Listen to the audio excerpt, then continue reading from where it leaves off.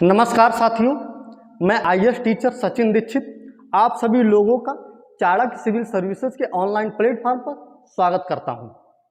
सर्वप्रथम आप सभी लोगों को महानवमी और विजयदशमी की हार्दिक शुभकामनाएं। चलिए आज हम आधुनिक काल के इतिहास के अगले टॉपिक पे चलते हैं, जो कि हमारा आज टॉपिक है उग्रवादी चरण। अभी तक हमने देखा नरमवादी चरण, यानी नरम दल के नेताओं के बारे में समझा। आज हम समझेंगे गरम दल के नेताओं के बारे में। आइए आज हम जानने का प्रयास करते हैं कि इन गरम दल के नेताओं का उदय किस प्रकार से हुआ। जैसा कि मित्रों मैं आप लोगों को बता चुका हूं, जो कांग्रेस के प्रारंभिक नेता थे जैसे कि दादा भाई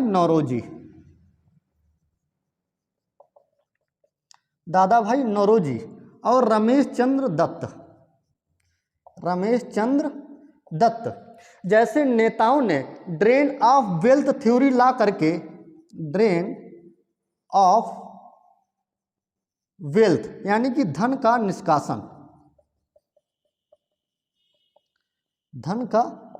निष्कासन सिद्धांत ला करके ये बताने का प्रयास किया कि किस प्रकार से अंग्रेज अपने लाभ के लिए भारतीय अर्थव्यवस्था को विनाश की ओर लेके जा रहे हैं। किस प्रकार से अंग्रेजों ने हितों की पूर्ति के लिए यहाँ के इंडस्ट्री को बर्बाद कर दिया। किस प्रकार से अंग्रेजों ने अपने हितों की पूर्ति करने के लिए यहाँ के हस्तशिल्प उद्योग को बर्बाद कर दिया, यहाँ के शिल्प उद्योग को बर्बाद कर दिया, यहाँ के कल्चर को बर्बाद कर दिया, यहाँ के समाज को बर्बाद कर दिया। तो जब दादा भाई नौरोजी और रमेश चंद्र दत्त जब इनके धन के निष्कासन को सामने ला करके रखते हैं, तो इसमें से कुछ युवा नेता ऐसे होते हैं जो इनकी बातों से प्रभावित होते हैं और गहराई से अंग्रेजों के बारे में अध्ययन करते हैं और उनका विचार बदल जाता है। अंग्रेजों के बारे में विचार क्या बदल जाता है कि ये अंग्रेज वो नहीं है जो ये कांग्रेस के नेता समझ रहे हैं। ये अंग्रेज एक बहुत चतुर कौम है। ये लाभ तो स्वयं उठा रहा है, लेकिन एहसान हम पर जता रहा है। एहसान क्या जता रहा है कि यहां से जो भी हम धन का निष्कासन कर रहे हैं, हम जो भी भारत के अंदर कर रहे हैं, वो तुम्हारे लाभ के लिए कर रहे हैं। ये जो रेलवे लेके आए, ये तुम्हारे लाभ के लिए लेके आए। ये जो डाक तार व्यवस्था लेके आए, ये तुम्हारे लाभ के लिए लेके आए। जबकि वास्तविकता ये है कि ये रेलवे अपने लाभ के लिए लेके आए थे, ताकि दूर दराजों से कच्चे माल की उगाही करके बंदरगाहों तक पहुंचाया जा सके और बंदरगाहों से सीधे ब्रिटेन में पहुंचाया जा सके। और डाक तार की व्यवस्था इसलिए लेके आए थे ताकि ब्रिटेन में बैठ करके भारत के प्रशासन को संचालित कर सके ये। और दूसरा, रेलवे को लाने के पीछे इनका सबसे बड़ा उद्देश्य ये था कि अगर दूर दराज कहीं क्षेत्र में कोई दंगा फसाद हो जाता है या दूर दराज के क्षेत्र में कोई क्रांतिकारी आंदोलन कर देता है, तो उसके आंदोलन को दबाने के लिए इस रेल का उपयोग किया जा सके, यानी कि इस रेल के माध्यम से अपनी सेना भेजी जा सके और उस सेना को भेज करके उस क्रांतिकारी आंदोलन को दबाया जा सके। अगर ये अंग्रेज वाकई हमारा भला करने के लिए आए थे, तो जिस रेल ने अमेरिका और ब्रिटेन का विकास किया, उसी रेल ने हमारे भारत का विनाश क्यों किया? अंग्रेजों ने क्यों भारत के अंदर सेकेंडरी सेक्टर को पनपने नहीं दिया?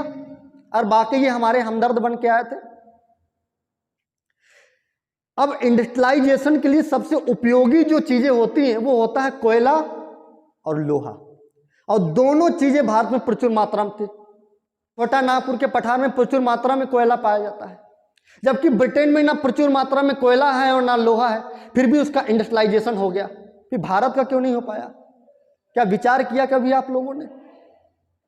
तो यही सब चीजें जो यहाँ के गरम दल के नेता जो उभर रहे हैं, उनके दिमाग में आ रही हैं कि हमारी अर्थव्यवस्था को एक सुनियोजित षड्यंत्र के तहत बर्बाद किया गया ताकि भारत ब्रिटिशों के विनिर्मित माल के लिए एक बाजार बन सके और कच्चे माल के लिए एक निर्यातक देश। तो इस प्रकार से दादा भाई नौरोजी और रमेश चंद्र दत्त जैसे कुछ नेताओं के विचारों की वजह से और धन निष्कासन की थ्योरी के कारण इनके विचार बदल जाते हैं। और ये बदले विचार वाले जो कांग्रेस के नेता हैं, इन्हीं को कहा जाता है गरम दल के नेता। तो जो नरम दल के नेता हैं तो नरम दल के नेताओं के कुछ विचारों के कारण ही गरम दल के नेताओं का उद्भव होता है, और गरम दल के नेताओं के विचारों के कारण क्रांतिकारियों का उदय होता है। किसका मित्रों? क्रांतिकारियों का उदय।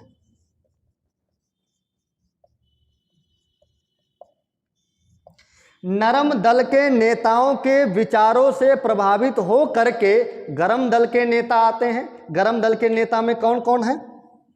गरम दल के नेता में देखेंगे लाला लाजपत राय। कहां से हैं लाला लाजपत राय?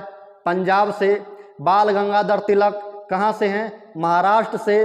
बिपिन चंद्रपाल कहां से हैं? बंगाल से। अरविंद घोष कहां से हैं? बंगाल से। ये कुछ युवा नेता हैं, और बाकी ये जो नेता हैं ये सब बुजुर्ग नेता हैं। तो एक नई विचारधारा उभर रही है, और 19वीं शताब्दी के अंतिम समय तक आते आते लाला लाजपत राय, बाल गंगाधर तिलक, बिपिन चंद्रपाल, अरविंद घोष जैसे नेताओं का उदय हो चुका है। ये जो गरम दल के नेता हैं ये कांग्रेस में नरम दल के नेताओं की नीतियों से असहज हैं, असहमत हैं। तो यही असहमति इनको गरम दल का नेता बनने के लिए विवश कर देती है। एक तो ये कारण हो गया। आइए अगले कारण पे चलते हैं कि गरम दल के नेताओं का उदय कैसे हुआ। अगला जो कारण है वो हम आएंगे कांग्रेस की नीतियां। कांग्रेस की नीतियां क्या थी कि अभी जो प्रारंभिक नेता है कांग्रेस का, उनका एक ही काम है कि अंग्रेजों से किसी भी प्रकार से छोटे मोटे लाभ ले लेना, अंग्रेजों से किसी भी प्रकार से उनकी चाटुकारिता करके उनसे छोटे मोटे पद प्राप्त कर लेना। ये जो नरम दल के नेता हैं इनकी बहुत ज़्यादा आस्था नहीं है कांग्रेस में। क्यों? ये कांग्रेस इनके लिए एक फैशन है, केवल साल में एक बार अधिवेशन करने का। अब बाकी ये अपने व्यक्तिगत हितों में जुड़े पड़े। नरम दल के नेताओं में तुम देखोगे कोई वकील है, कोई डॉक्टर है, कोई पैसे में है, कोई पैसे में है, तो अपने अपने पेशे से जुड़े हुए हैं। कांग्रेस इनके लिए क्या है? एक पार्ट टाइम जॉब। नरम दल के नेताओं के लिए कांग्रेस क्या है? एक पार्ट टाइम जॉब है। और ये कांग्रेस के जो नरम दल के नेता हैं ये क्या हैं? ये उच्च वर्ग के लोग हैं, कह सकते हो उच्च मध्यम वर्गीय हैं। कौन से? ये जो नरम दल के नेता हैं ये कौन है? ये उच्च मध्यम वर्गीय हैं, उच्च मध्यम वर्गीय हैं।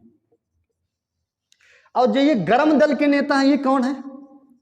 गरम दल के नेता कौन है? ये निम्न मध्यम वर्गीय हैं। अंतर समझिए दोनों में। ये जो गरम दल के नेता हैं ये निम्न मध्यम वर्गीय हैं।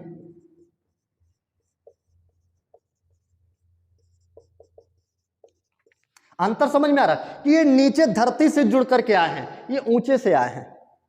दोनों में अंतर समझ रहे हो? ये उच्च मध्यम वर्गीय हैं तो ये निम्न मध्यम वर्गीय हैं, ये अंतर है दोनों के अंदर। तो इनके लिए कांग्रेस एक फैशन है। लेकिन जो गरम दल के नेता हैं इनके लिए कांग्रेस फैशन नहीं है, ये मान के चल रहे कांग्रेस के माध्यम से हम स्वराज को प्राप्त कर सकते हैं। तो कांग्रेस इनके लिए एक स्वराज प्राप्त करने का माध्यम ये बनाना चाहते थे। लेकिन गरम दल के जो नेता हैं उनकी नीतियों से ये बहुत रुष्ट थे, बहुत असहज थे। तो जो गरम दल के नेता हैं ये इनकी विचारधाराओं से बिल्कुल भी सहमत नहीं है, और इनकी आलोचना करते हैं, निंदा भी करते हैं। वो कहते हैं तुम्हारे इस मार्ग से स्वराज नहीं मिलने वाला। और ये कांग्रेस को फैशन मत बनाओ अपना कि साल में आए एक बार, मीटिंग कर ली, बैठक कर ली, उसके बाद अपने अपने पैसे में लग गए जा करके। ये कोई पार्ट टाइम जॉब नहीं है। लाला लाजपत राय इनके ऊपर टिप्पणी करते हुए कहते हैं इस प्रकार से हमारा श्रम कभी भी सफल नहीं होगा अगर हम वर्ष में एक बार ये मेढकों की तरह टर टर करते रहे। तो ये मेढकों की पार्टी मत बनाओ इसको तुम। बाल गंगाधर तिलक क्या कहते हैं कि ये जो नरम दल के नेता हैं ये राजनीतिक पदों के भूखे लोग हैं। नरम दल के नेताओं को बाल गंगाधर तिलक राजनीतिक भिक्षावृत्ति की संज्ञा देते हैं। क्यों? कि ये भीख मांगते रहते हैं कि हमको साहब ये पद दे दो, हमको साहब वो पद दे दो, हमको प्रशासन में थोड़ा हिस्सा दे दो। तो कहते हैं ये राजनीतिक भिक्षावृत्ति है एक तरीके से। बंकिम चंद्र चटर्जी भी इनसे असहज हैं। बंकिम चंद्र चटर्जी क्या कहते हैं कि ये राजनीतिक चापलूसों की पार्टी है। क्या है ये? राजनीतिक चापलूसों की पार्टी है, ये अंग्रेजों की चापलूसों की पार्टी है।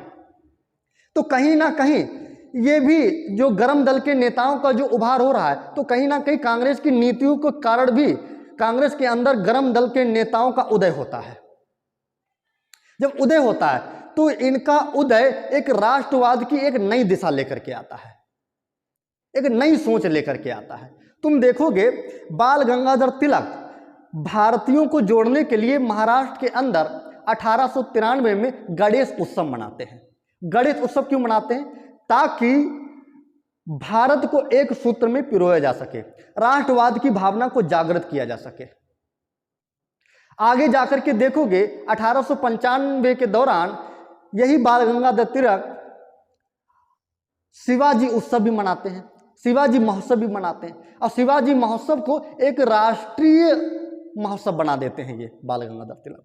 इसके पीछे इनका उद्देश्य क्या है? इनका उद्देश्य एक ही है कि इस राष्ट्र की भावना को एकजुट किया जा सके, पूरे राष्ट्र के लोगों को एक प्लेटफॉर्म पर लेके आया जा सके, राष्ट्र के लोगों को एकजुट किया जा सके अंग्रेजों की नीतियों का बहिष्कार करने के लिए, ये उद्देश्य था। दूसरी तरफ हम देखेंगे तो वही महाराष्ट्र में उत्सव जो हम देखेंगे, महाराष्ट्र में उत्सव मनाते हैं बाल गंगाधर तिलक, जैसे कि गणेश उत्सव मनाते हैं, गणेश उत्सव मनाते हैं। और दूसरा तुम देखोगे शिवाजी महोत्सव मनाते हैं, शिवाजी महोत्सव। तो ये इनका बाल गंगाधर तिलक का बहुत बड़ा योगदान रहा। और बाल गंगाधर तिलक क्या करते हैं, और जो अंग्रेजों की नीतियां हैं इनका बहुत ज़्यादा विरोध करते हैं, खुल के विरोध करते हैं। तुम देखोगे आने वाले समय में, आगे समय में 1896 से 97, 1896 से 97, 1898 से 99 और 1900 से करीब 1901 तक, ये 3 बड़े अकाल पड़ते हैं। अकाल क्या पढ़ते हैं? ये अकाल पढ़ते हैं क्योंकि अंग्रेजों ने यहाँ के धन को चूस लिया है पूरी तरह से। सोखता स्पंज जानते हो, स्पंज के माध्यम से यहाँ के धन को सोख करके एकदम ब्रिटेन पहुंचा दिया सब पूरी तरह से। तो यहाँ पे 3 अकाल पड़ रहे हैं। जब अकाल पड़ जाते हैं उसके बाद भी अंग्रेज क्या करते हैं कि यहाँ के लोगों से जबरन टैक्स जमा कराते हैं। इसी समय यहाँ प्लेग की बीमारी भी फैल जाती है महाराष्ट्र के अंदर। जब ये अकाल पड़ते हैं तो बाल गंगाधर तिलक लोगों से कहते हैं कि अंग्रेजों को टैक्स देने की कोई आवश्यकता नहीं है, टैक्स नहीं देना है। तो जब जनता से ये आग्रह करते हैं तो अंग्रेज इनको उठा करके 1.5 साल के लिए जेल में डाल देते हैं बाल गंगाधर तिलक को। तो ये कहीं ना कहीं ये भी गरम दल के नेताओं को क्षुब्ध करता है और गरम दल के नेताओं की संख्या बढ़ती चली जाती है। लेकिन जब कांग्रेस का एक अधिवेशन होता है, इस अधिवेशन का नाम अमरावती अधिवेशन 1897 में, जब कांग्रेस का 1897 में अमरावती अधिवेशन होता है, इस अधिवेशन में गरम दल के नेता ये आग्रह करते हैं इस अधिवेशन में नरम दल के नेताओं से कि बाल गंगाधर तिलक को छुड़ा लिया जाए जेल से। तो ये नरम दल के नेता विरोध करते कि नहीं, बाल गंगाधर तिलक को बंद रहने दिया जाए, उसको छूट के नहीं आना चाहिए किसी प्रकार से। तो कहीं ना कहीं ये भी गरम दल के नेताओं को उदय होने में भूमिका निभाता है। क्षुब्ध हो जाते हैं कि ये कैसी कांग्रेस है जो अपने ही भाइयों का विरोध कर रही है। एक अपना भाई जो जेल में बंद है, भले ही विचार से अलग है, लेकिन तुम ये कह रहे हो नहीं उसे बंद रहने दिया जाए क्योंकि वो हमारी विचार से अलग है, हमारी विचारधारा से अलग है। मतभेद होना चाहिए, मनभेद नहीं होना चाहिए। लेकिन यहाँ नरम दल के जो नेता हैं वो मनभेद किए बैठे हैं। वो तो चाह रहे हैं जो हमारी विचारधारा से संतुष्ट नहीं है, जो हमारी विचारधारा का नहीं है, उसे जिंदा रहने का कोई अधिकार ही नहीं है। ये विचारधारा है उनकी। अगर उनकी तुम विचारधारा के नहीं हो तो मरवा भी देंगे। तो ये कहीं ना कहीं चल रहा कि अगर तुम मेरी विचारधारा से असहज हो, अगर तुम नरम दल की विचारधारा की आलोचना करोगे तो तुम्हारे लिए कोई रियायत नहीं है, तुमको जेल में बंद करवाया जाएगा और तुमको मरवा भी दिया जाएगा। अरे विचारधारा से असहज है, और विचारधारा से हर कोई असहज होता है, लेकिन इसका मतलब ये तो नहीं हो गया कि कोई विचारधारा से असहज है तो उसको मरवा दिया जाए, ऐसा तो नहीं हो सकता। तो कहीं ना कहीं नरम पंथियों की इस कदम के कारण भी गर्म दल के नेताओं का तीव्रता से उदय होता है। ठीक है साथियों, आगे बढ़ते हैं। आगे देखेंगे और क्या कारण होता है गर्म दल के नेताओं के उदय का। एक कारण कि एक तरफ अकाल पड़ रहे हैं, प्लेग फैल रहा है, और दूसरी तरफ दिल्ली दरबार का आयोजन किया जा रहा है। इस समय जो लॉर्ड कर्जन है वो ब्रिटेन के राजा जिनका नाम है एडवर्ड तृतीय, उनके लिए भव्य दरबार का आयोजन किया गया है दिल्ली में। उसमें करोड़ों रुपए फूके जाते हैं और उनको भारत का राजा घोषित किया जाता है एडवर्ड तृतीय को। हमारे देश के धन का दुरुपयोग ब्रिटेन के राजा को खुश करने के लिए किया जा रहा है। तो इससे गर्म दल के नेता और क्षुब्ध हो जाते हैं, उनकी आत्मा पे जैसे एक आघात जैसा हो जाता है। तो यह भी कारण है कि गर्म दल के नेताओं का उदय हुआ। दूसरा अगला अगर हम कारण देखें गर्म दल के नेताओं का उदय कैसे हो गया और गर्म दल के नेताओं के अंदर इतनी हिम्मत कैसे आ गई कि अंग्रेजों का डायरेक्ट विरोध करना चालू कर दिया। वहीं गर्म दल के नेताओं के अंदर तो हिम्मत नहीं आई है। वहीं दिल्ली दरबार का जब आयोजन हो रहा है, ये देखोगे दिल्ली दरबार का जब आयोजन हो रहा है 1903 के दौरान में जब दिल्ली दरबार का आयोजन हो रहा है और एडवर्ड तृतीय के सम्मान में करोड़ों रुपए फूंक दिए जा रहे हैं दिल्ली में, और नरम पंथ के नेता हैं वो मूक दर्शक बन करके देख रहे हैं और उनका समर्थन कर रहे हैं अंग्रेजों का। वहीं गर्म दल के नेता इसका तीव्र विरोध करते हैं। ये अंतर आ जाता है विचारधारा में। अब आप लोग कहेंगे कि सर इनके अंदर इतनी हिम्मत कहाँ आई, कैसे आ गई गर्म पंथ के नेताओं में। तो हिम्मत के कई कारण हैं। एक तो राष्ट्रवाद की भावना जग चुकी थी, ऊपर से राष्ट्र की चेतना से जुड़ चुके थे, और एक जो सबसे बड़ा कारण है ये तुम देखोगे ये वो समय चल रहा है जब छोटे छोटे देश बड़े बड़े देशों को पराजित कर रहे हैं। तुम जैसे देखेंगे अफ्रीका कॉन्टिनेंट का, अफ्रीका महाद्वीप का एक अदना सा देश जिसे हम कहते हैं इथोपिया, ये इटली को पराजित कर देता है। किसे? इटली को। ये वही इटली है जहां पर पोपो का शासन हुआ करता था।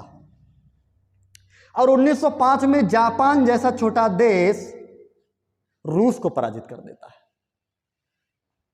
जापान जैसा छोटा देश रूस को पराजित कर देता। तो ये बहुत बड़ी अंतर्राष्ट्रीय घटनाएं थी जिन्होंने गर्म दल के नेताओं के अंदर हिम्मत का संचार किया, साहस का संचार किया। तो इस कारण से भी गर्म पंथ के नेताओं का तीव्रता से उदय हुआ। अब आप लोग पूछेंगे कि सर गर्म पंथ के जो नेता हैं क्या इनकी कोई विचारधारा भी थी? हाँ थी, इनकी विचारधारा थी। ये लोग निष्क्रिय प्रतिरोध पे विश्वास करते थे।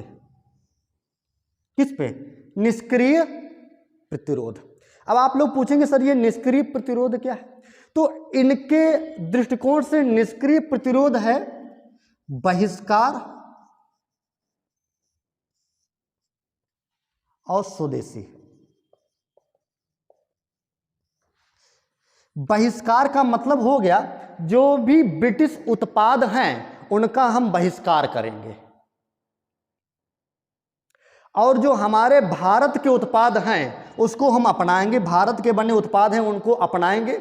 जब भारत के बने उत्पादों को अपनाएंगे तो यहाँ पे फिर से द्वितीय क्षेत्र का उभार होगा जिसे कि अंग्रेजों ने नष्ट कर दिया है। कहीं ना कहीं गर्म पंथ के नेताओं का प्रयास और बल यही है कि किस प्रकार से जो अपने भारत के द्वितीय क्षेत्र को हम फिर से ला सकते हैं जो कि अंग्रेजों ने नष्ट कर दिया है। तो कहीं ना कहीं ये द्वितीय क्षेत्र को बढ़ावा देने की बात करते हैं, पढ़े लिखे थे उसके लिए। तो ये निष्क्रिय प्रतिरोध है इनका, आते हैं। तो ये कारण थे गर्म पंथ के नेताओं के उदय के। हमारा ये लेक्चर आप लोगों को कैसा लगा? प्रतिक्रिया अवश्य दीजिएगा। इन 4 पंक्तियों के साथ में मैं आज की क्लास समाप्त करता हूँ। राह में खतरे बहुत हैं लेकिन ठहरता कौन है? राह में खतरे बहुत हैं लेकिन ठहरता कौन है? मौत कल आनी है तो आज आ जाए, मरता कौन है? माना कि तेरे लश्कर के मुकाबिल मैं अकेला खड़ा हूँ, माना कि तेरे लश्कर के मुकाबिल मैं अकेला खड़ा हूँ, लेकिन फैसला मैदान में होगा कि मरता कौन है। धन्यवाद।